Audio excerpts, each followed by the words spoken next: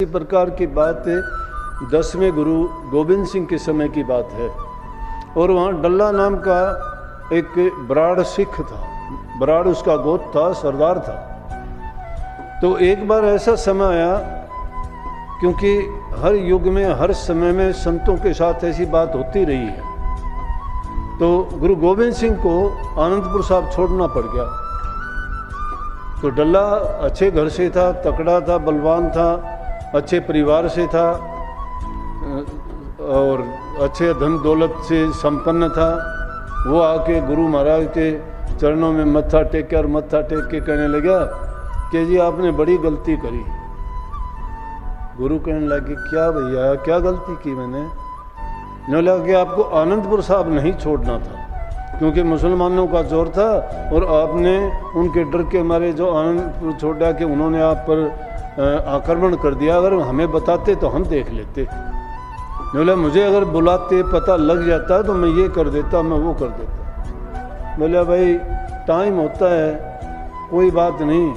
बोला डल्ला वो तो नहीं कह पाए, कोई नहीं करने के लिए तो आदमी पता नहीं कौन क्या कर दे क्या नहीं कर दे, लेकिन जो वक्त गुजर जाता है आदमी को सोचना चाहिए कि अच्छा हुआ। बोला ये जो है मालिक के भाने में रहना नहीं है, मालिक के भाने की मर्जी है कि मालिक की मौज में रहो। जो अवस्था गुजर जाए, जो वक्त गुजर जाए, जो हादसा कोई गुजर जाए, तो समझो कि प्रभु ने तेरे लिए बहुत अच्छा किया है।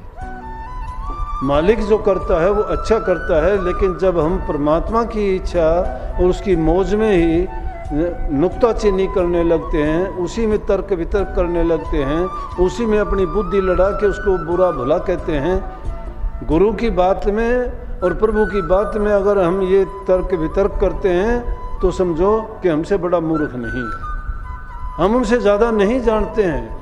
इसका मतलब हमारा बुद्धि का दायरा सोचने का तो बहुत कम है, लेकिन हम तो तुलना अपनी करते हैं किससे? गुरु से, परमात्मा से। बोले डल्ला कोई बात नहीं, टाइम होता है ये तो कोई बात नहीं, अगर फिर होगा टाइम तो बता देंगे। बोले हाँ जी बता देना, क्या बात है, हम कहीं दूर थोड़े हैं, आपके लिए तो जान भी दे दें, आप अगर चाहो तो आपके लिए जान कुर्बान कर दें, ये किसी की क्या हिम्मत होगी। बस थोड़े दिन के बाद में क्या हुआ, युद्ध का टाइम था ही।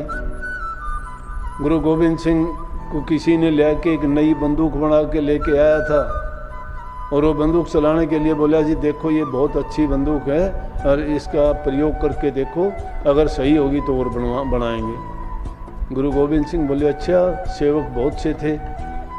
डल्ला भी वहाँ बैठा हुआ था। कहने लगे भाई सेवकों, ये इसकी बंदूक की आजमाइश करनी है, ये कैसी है, कौन आएगा इसके सामने, उस पर चला के देखेंगे। अब ये कहते ही सब की गर्दन ढीली पड़ गई, यार तो सामने ऊंचे देख रहे थे, अब नीचे हो गए सारे। बोले अरे किस पे चला के देखें? बोले नाम लिया किसी का, भाई तेरे ऊपर। बोला जी ना जी मेरे बच्चे नादान हैं, मैं तो मरने के लिए। भाई मरना तो पड़ेगा, इसमें लगेगी तो मरेगा, बंदूक तो इसीलिए होती है, आजमाइश करके देखनी है। क्या गुरु के लिए ऐसा काम भी? बोला जी बच्चे छोटे, मुझे तो बख्श दो। और दूसरे से कहा, कहने लगा जी मैं मेरे से नहीं होगा जी, ये 100 बहाने लगाते रहे, 2-3 से पूछा। बोले फिर बात जो करनी थी गुरु ने तो ले जानी थी उसी जगह पे। बोले डल्ला बंदूक की आजमाइश करनी है। बोले जी ये तो फिर तो मर जाऊंगा मैं। बोले हाँ इसीलिए तो आजमानी है।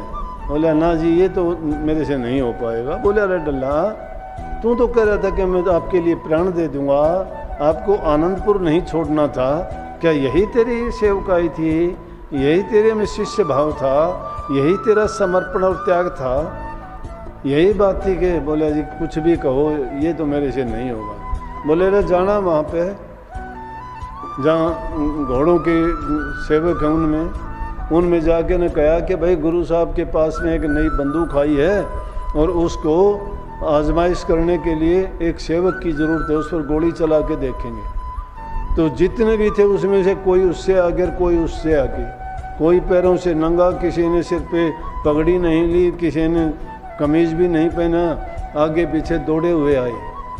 वो सच्चे सेवक थे, उनके दिल में प्यार था, श्रद्धा भाव थी, वो सेवकाई थी, वो थे सच्चे सत्संगी, उन्होंने सत्संग सीखा था। वो उस नाम के आडंबर में नहीं थे, बंद कमरों में बैठने वाले नहीं थे वो, कि भाई मैं भजन में बैठता हूँ, मैं ये करता हूँ, मैं वो करता हूँ। उनमें चालाकी, चापलूसी और हेरा फेरी नहीं थी। वो सच्चे भगत थे। आके कहने लगे जी मेरे ऊपर चला के देखो, छाती अड़ा दी सामने। बोला कि दूसरा बोला ना जी ना, इसके बेचारे के बच्चे नादान हैं, इसको छोड़ो, मैं किसी काम का नहीं हूँ, मैं सेवा भी नहीं करता हूँ दरबार की, मेरे ऊपर चला के देखो।